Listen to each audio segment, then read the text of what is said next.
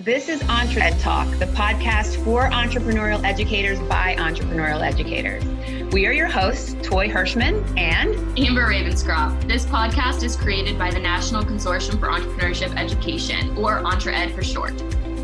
Hi guys, welcome back to EntreEd Talk. We're super excited today that it's just going to be Toi and I talking to you. And so we haven't done this in a while. When we first launched this podcast, failing forward was our mission, and we have had such success bringing in some really special guests, and we're really excited about that. But we wanted to take this opportunity to talk about a couple of things that EntreEd has working down the pipeline and just kind of share some of our initiatives that we have upcoming so that our listeners can really learn about that. So with that, I'm actually going to throw it over to Toi, who's going to talk about one of EntreEd's key initiatives, America's Entrepreneurial Schools. Hey, everybody. So it's so fun to be here with just me and Amber. Sorry about you, but that's what you're getting today. We have a lot of fun with this podcast, and I'm so excited to be able to tell you a little bit about an initiative that EntreEd does, which is called America's Entrepreneurial Schools.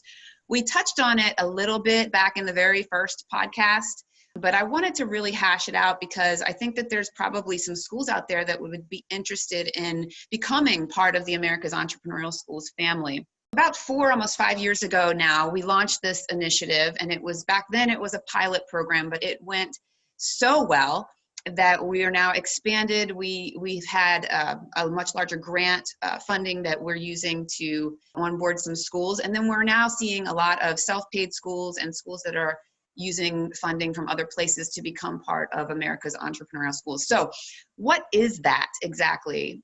At the heart of our America's Entrepreneurial Schools program is our mission for every student every year to be exposed to some level of entrepreneurial thinking, experience, activity, something. We don't put any designs on that, and we don't throw a curriculum around it. We have found that by going into schools and handing teachers a ready-made curriculum makes people very angry because teachers are very, very busy and they just really don't have time for one more thing.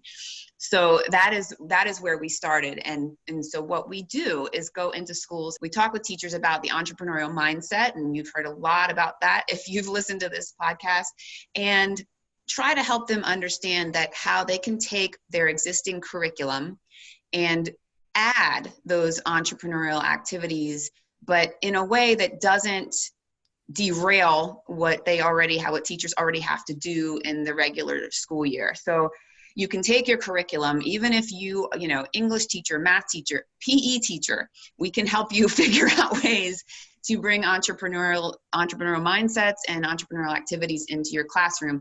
And what ends up happening as teachers, as we found, teachers end up having a whole lot more fun with the content. And sometimes when we do a teacher professional development, we'll go into schools and start with a conversation with what's the thing that you struggle with during your school year? What's the thing that kind of makes you mad, that's difficult to teach, or the thing that students just don't really get every year from year to year? The lesson that just sucks. Which lesson sucks? Sucks. And then we can take that and build on it and say, how do we add some entrepreneurial mindsets? How do we do some more experiential activities?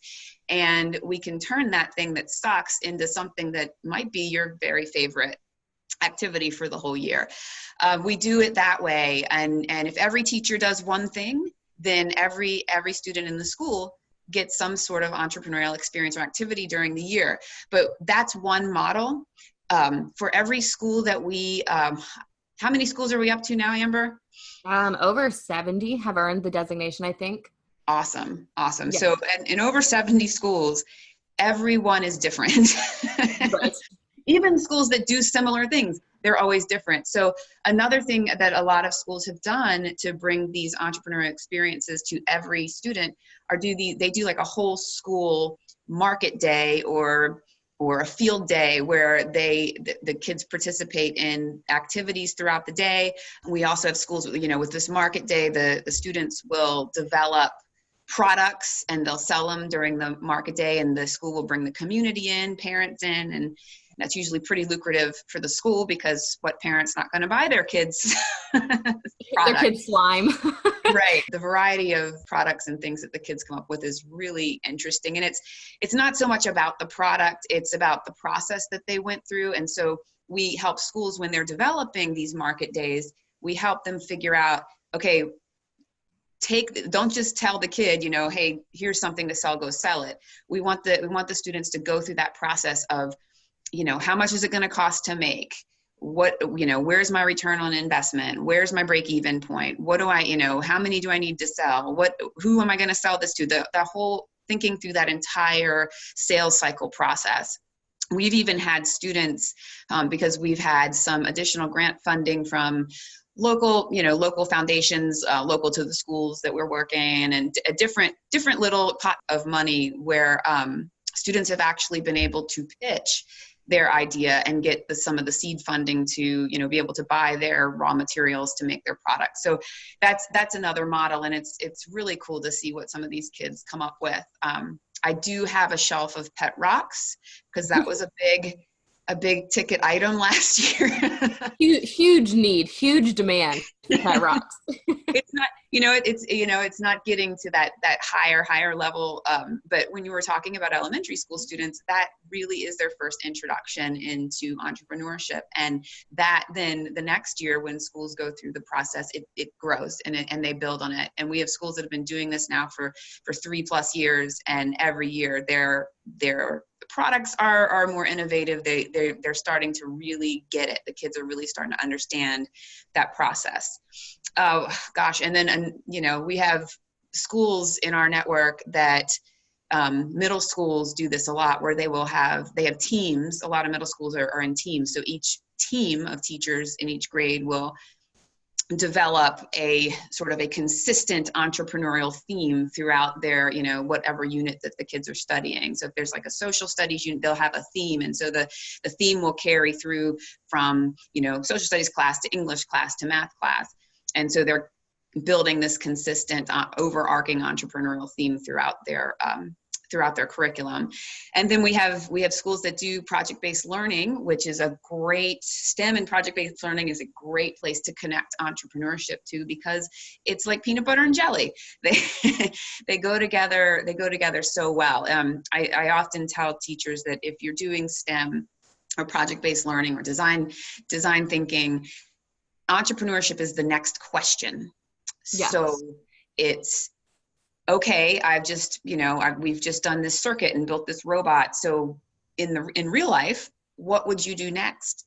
You would have to get it out to people. You would have to get it into people's hands, and you'd have to get feedback, and you'd have to go back to the drawing board generally and reiterate. And it's that next deeper piece of that process for STEM and project-based learning. So we have schools that were already doing project-based learning units. And so then they just took those units and pushed them and made them more entrepreneurial, which is really just adding that extra piece. So as EntreEd, we work with the schools to figure out what's going to make the most sense for that school, those teachers, their students, that community. And then we work to help them build the entrepreneurial activities around that. We never just give anybody a boilerplate and say, here's exactly what you need to do. We make sure that the teachers have autonomy in what they're going to give to their kids. A big part of the entrepreneurial mindset is that student ownership. Students can't be what they can't see. So if we don't give the teachers the autonomy to figure out what makes sense in their classroom, we can't expect them to give that to their students as well. So that's essentially what America's Entrepreneurial Schools does. And if anybody listening is interested in learning more, please contact EntreEd and me, and we will give you all of that information at the end. What we've seen through this program and the students who've been involved is that they're so much more aware and aware of their options and opportunities. We don't necessarily push that you have to start your own business, but we give that to students as an option through this process. I think, and Amber, you can probably agree with this, throughout my entire academic career from kindergarten on, nobody ever said to me, what do you want your life to look like? It was, what do you want to be when you grow up? What job do you want to do? And so it was always this understanding that I had to have a job, and whatever field I was interested in, I had to find this job, and wherever that job was is where I needed to go. Yeah. And so I never gave any thought to, do I want to live at the beach, or do I want to live in the Arctic, or whatever. It was always about, okay, I need to have a job. And so wherever the job is, that's where I'll be. And that's a really difficult thing when, you have kids that are in rural communities, or a community where they don't really see a way out, and they might want to stay in those. So some of those places are beautiful and their family is there, and they don't necessarily want to leave, but they have this feeling, and this, because of school, because of people just telling them, I have to leave if I want a good job. And so what we try to bring to students is, you might not have to. You might be able to create your job where you live, or in the place you want to live. And it's just about finding those opportunities and filling needs in your community, or wherever it is that you want to be. And, it's pie in the sky, but you can actually do work that you love. And so we try to bring that's what we're bringing to the schools, and really just fortifying these kids with entrepreneurial mindsets, because whether they become an entrepreneur and start their own business, or whether they go to work for somebody else, those skills and mindsets will carry them for the rest of their lives. So that's what we do and why we do it. And again, please contact EntreEd if you think that your school might be interested in learning more. We work with schools all over the country, so we're very happy to talk with you about that.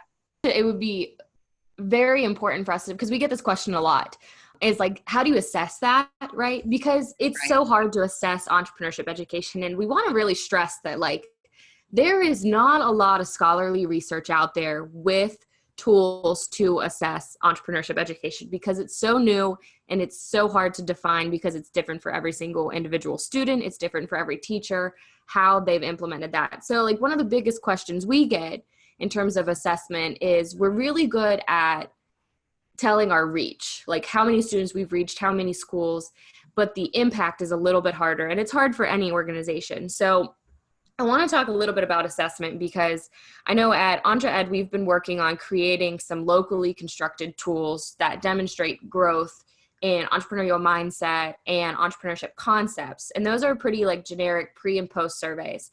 But I want to stress that the America's Entrepreneurial Schools, because it's aligned to classroom curriculum, every teacher has assessment in the form of summative or formative assessment for every lesson they do. It's just how they work.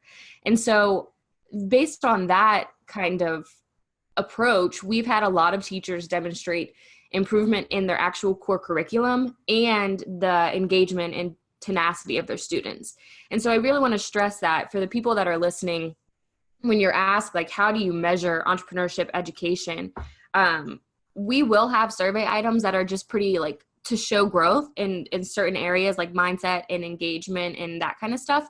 But also ask the teachers, because if you're seeing an improvement in the core curriculum, when you do an entrepreneurship based lesson, that's improvement in our opinion. So I really want to stress that. And Toi, I don't know if you have this is one of our biggest hurdles, I think. Anybody listening that's in this space knows assessment is hard. It really is. And I'm glad that you brought that up, Amber. It's such an interesting area, because we do get reports from our teachers about, wow, that when we ask teachers to build onto that thing that sucks, that part of the curriculum that they hate to teach, and then all of a sudden it skyrockets and it ends up being like the best lesson of the whole year. So we get reports like that, and that's really great anecdotal information. We've also had some reports from some of our high schools that kids now suddenly are interested in post-secondary training in some way that weren't before. Those are all anecdotal. We are working diligently to try to figure out a way to capture some actual quantitative data around the assessment of entrepreneurship. But the difficult part comes in that we have, when you think about entrepreneurship classes, they're generally marketing, accounting, financial literacy, those kinds of things, which are really great. And those things are easy to assess. There's some very basic business and types of they skills. have a curriculum. And Like, and you're testing against a curriculum that exists, where we're just trying to shift instructional methods. And so, yeah, we know, we know it's difficult, but we're working on it. But I mean, the info's there, the data's there that it's working. So, yeah. And I mean, in any teacher, any school that we've worked with, the teachers will come back and tell us that this was such a great implementation, because they were able to really rethink some of the things that they're doing in their classroom, and it starts to spread out. So, I do one thing this year and it was really great, and then I'm going to pick something else, and I'm going to do 2 things next year, or 5 things. And we have schools that have teachers that have really shifted the way that they're teaching, and they're doing a whole lot more experiential learning. They're doing a whole lot more design thinking, and they're still teaching all of their math standards, all of their English standards. They're still meeting their mark, but it's changed the classrooms in many, many places. And that's such a beautiful thing to see. So yeah, that's where we are trying to figure out a way to put some actual numbers around, scores around that. It doesn't really fit with an entrepreneurial mindset to have an assessment. Darn education standard. I just wanted to highlight that, because I think that's like probably the number one question, right? And we get that all the time, is when we're talking about this, like, how do you prove it works? And I mean, we know it does.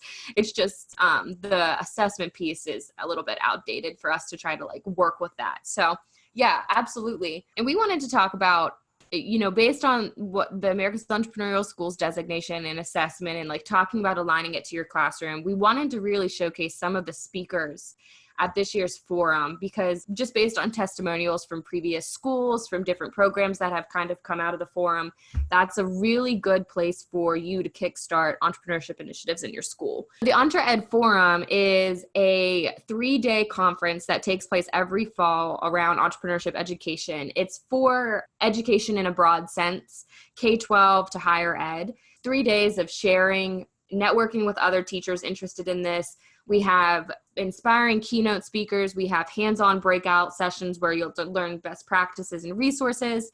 We have a design thinking workshop, so you'll learn how to embrace that kind of mindset when you're designing different strategies for your classroom. And then we end it with an educator pitch contest, where we give you money for entrepreneurship projects. And so it's a really cool, it's just an experiential 3 days. I've been blessed to be a part of like the development of it over the last couple of years. Toi, I know you've done a lot of different workshops as part of it. So it's just cool. It's cool time. It is not your grandma's education conference. I will tell you that. It is, if you're planning on being comfortable and sitting in a seat, it might not be a conference for you, because it is a great 3 days and a lot of movement, a lot of learning. I think Amber's going to talk about some of the speakers, maybe, if you wouldn't mind doing that. Yeah. But one of the things that's really, really cool about the forum is a lot of schools get started with America's Entrepreneurial Schools by coming to the forum, because it's essentially the training that you would get. So come to the forum, and then you don't necessarily need to have one of us come out, because you're going to get all of the information you need to get started and connect with all of the folks at EntreEd who can help you do that at your school. So it really is. It's the most, I'm biased, but it is the most fun conference I've ever been to. Hey, we have testimony that says this is the most impactful conference that they've been to in their educational careers, which is huge.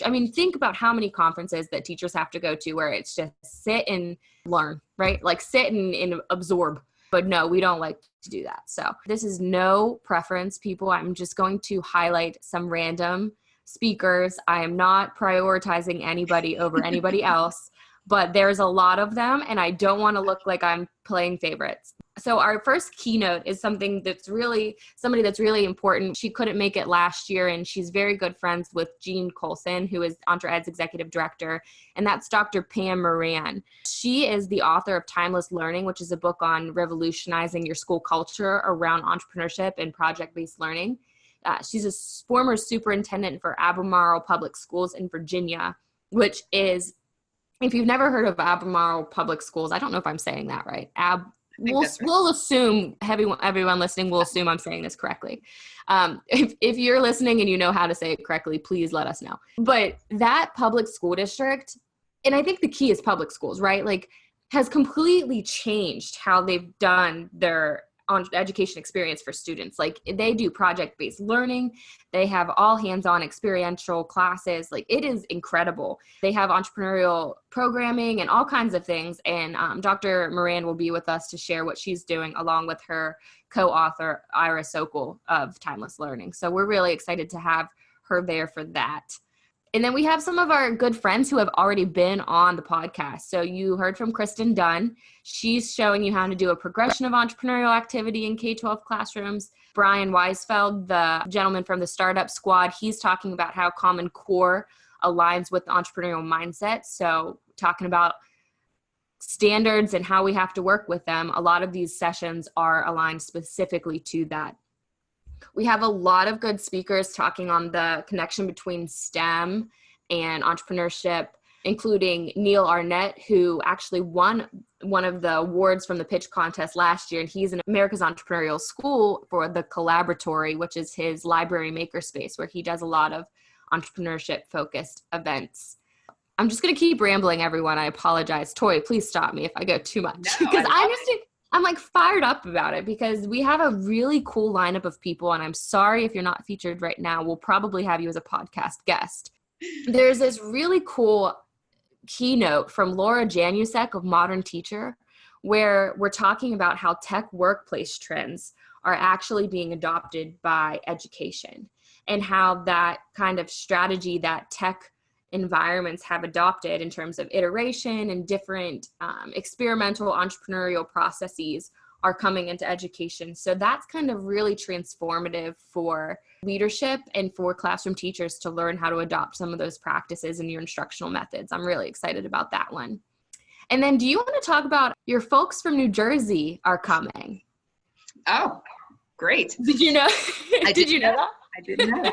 I know that they wanted to. I didn't know that they had signed up to come already, but yeah. So they're sharing, it's Gateway Regional High, and they're sharing how they infused an entrepreneurial culture across the board. So do you want to talk like very briefly about what they did? And I know they're one of our stellar schools. Yeah, this Gateway Regional in New Jersey, it was kind of a heart thing for me because they are right next door to where I grew up. And so I felt like I was back home for a little bit of time, but they were really interested in becoming an America's Entrepreneurial School. We went in and did a really, really amazing training with all of their teachers. I think we had over 200 teachers that day.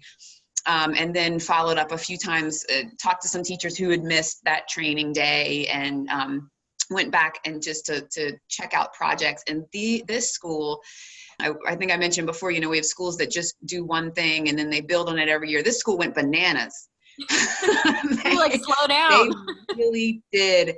If you could paint the picture of an ideal school that went from zero to hero in under 6 months, it really was this school. They completely flipped the way that, not just the way that they teach, the way that they, like Amber was saying, the way that they deliver their content. The students were really engaged.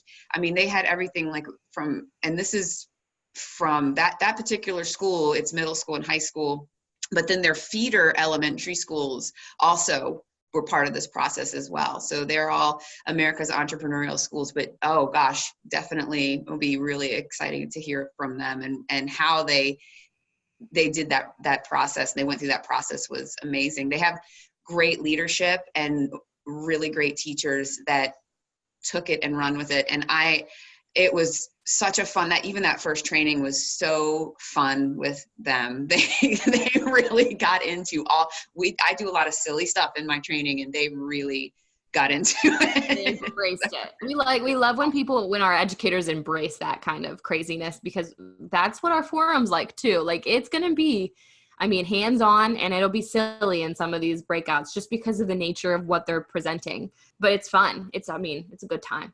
We also always like to feature real entrepreneurs themselves. And not to say that educators are not, because you are, as an educator, you are an entrepreneur. But we always like to kind of have a lunch speaker that tells an entrepreneurial story. And this year we have a really cool lunch panel actually from the network of entrepreneurial women. They're based all throughout Kentucky. We have 5 different women that'll be speaking and telling their stories. So we're really excited about that one. And then if you remember from the last episode, Andy Gold will be leading our design thinking workshop. So, and along with his colleague, Beth Curley, who he mentioned. So they do an incredible job with that. I know we got a little bit of glimpse of that at the NACCE Forum, the NACCE conference last year, Andy and Beth working together. So that'll be really exciting. And then Toi, I don't know if you knew this either. We are the Sunday keynote. Did you know that? Yeah. So it's me, you, and Jen, who Jennifer is. Boy. Yeah. So good luck, everyone. No, I'm just kidding. Oh, everyone's going to want to come to this one. Yeah, we're going to get fired up. So we're going to be talking about funding your eShip initiative. So how to, get funding to support your entrepreneurship initiative in your school or classroom. And so we're really excited about that. We're fired up about funding, as always. And then it'll go into the pitch contest. I want to like kind of go back a little bit on the funding, because I mentioned it and Amber's mentioned it. It doesn't cost very much money to become involved in America's Entrepreneurial Schools, and depending on how much you need a support from EntreEd, it's tiered. Yeah. So some schools don't need very much support. Some that have great teacher leaders that kind of take the reins, and then some schools really want that extra level of support from us. But even still, it's not super expensive, and so we try to. If the school needs some assistance, we try to help them find some funding. We do what we can to help find some local businesses to connect to, or community foundations, different things. So that's kind of what we'd be talking about on Sunday, is how you go about doing that. If you're sitting there going, "Oh, I'm a teacher and this sounds really great, but I don't have a coffee can of cash laying around." There are really creative ways to get this started in your school. Yeah, I think that's really important that we highlight that. Like America's Entrepreneurial Schools, the designation is actually super affordable. And once you receive that designation, you are then in our collection of schools that are eligible for further programming and funding. So it's kind of like a community that we've built. And then I also want to stress, when we talk on Sunday, we'll be talking about how can you get startup funding to start entrepreneurship projects on site as well. And a lot of those are self-sustaining and profitable immediately. We'll share some examples of schools that have, with a small amount of money, maybe just to get a few resources, created these products that they then sold at profit and made enough money to then continue and kickstart other initiatives. So that entrepreneurship and education in general is inherently self-sustaining because you're making money. It's not like you're just taking a field trip there. There's no money involved. So we're excited to talk about that from kind of 2 levels. How do you fund America's Entrepreneurial Schools, and how do you fund specific projects on site? I think it'll be really, really cool for people, especially because that leads right into the pitch contest where you have the opportunity to win some of that startup funding for your own projects. So yeah, we're excited. We hope that everyone will consider joining us. That is September 27th through the 29th in Lexington, Kentucky. And we have a lot of really cool partnerships in Lexington that we're hoping the teachers can attend and share what they're doing in their own classrooms as well. I do want to say a quick note here. We have a promo code. This is our first promo code as a podcast. I know. We should just highlight this. Promo code EntreTalk. It's funny because it's our own podcast, our own event, but it's a promo code, whatever. If you use code EntreTalk at entre-edevents.org, you'll get $50 off both the early bird ticket and the regular price ticket when those go live on August 1st. So that deadline's coming up quick. If you want to get the best bang for your buck, I would use EntreTalk for the early bird discount. Tell everyone again what the event site is to register. Yeah, it is Entre, so ENTRE -ed, ED, events, EVENTS.org. I know people can spell, but I talk really fast. Entre-edevents.org. Yeah, and it's going to be a great conference. So please do go check that out if you're interested. And also, if you want to get in touch with EntreEd in general to find out more about America's Entrepreneurial Schools or any of the other things that we're working on, very simply, you can go to entre-ed.org. It's same as the forum, EntreEd.org. And you can contact me. I am just Toi, Toi, at entre-ed.org. Also, if you are on the website and you want more information, there are plenty of places you can click and fill out a very quick form, and it will redirect you. So we will have somebody get in touch with you about that. And we do have lots of resources on that website for teachers to use as freely as you want to. And, you can take some of the ready-made things and take them right to your classroom. So it's a good place to start to get a jumping off point. So yeah, and we just relaunched that website, so we're continuously adding new resources too. Like that, we just launched a new design, so that is constantly being updated, and we're really excited about that. Also, if you follow us on Twitter, it's at EntreEd Talk. And we will always tag like whatever websites we've referenced, and both Toi and I's Twitter handles, so you can get in touch with us that way as well. But thank you guys for listening. I know I think this was fun. I enjoyed talking. We're awesome. We're so fun. We love our guests, but it's fine. We're awesome. We should. It's been good. I hope you guys think so too. We are gonna do a couple of episodes, I think, coming up where I am gonna get to interview Amber, and then she's gonna get to interview me. So you'll get to find a little bit more about us and all the wacky things that we do. So we're a little weird. I think they'll like it. We've had some crazy things. Hey, speak for yourself. I'm not weird at all. It'll be good. But yeah, no, thank you everyone for listening. And we hope to meet you in person at the forum this fall. We're really excited. And thank you all for just joining us weekly. It's been a blast to, grow this podcast. And we're just super excited to see where it goes. Yeah. Thanks, guys. Have an awesome rest of your day, wherever you are.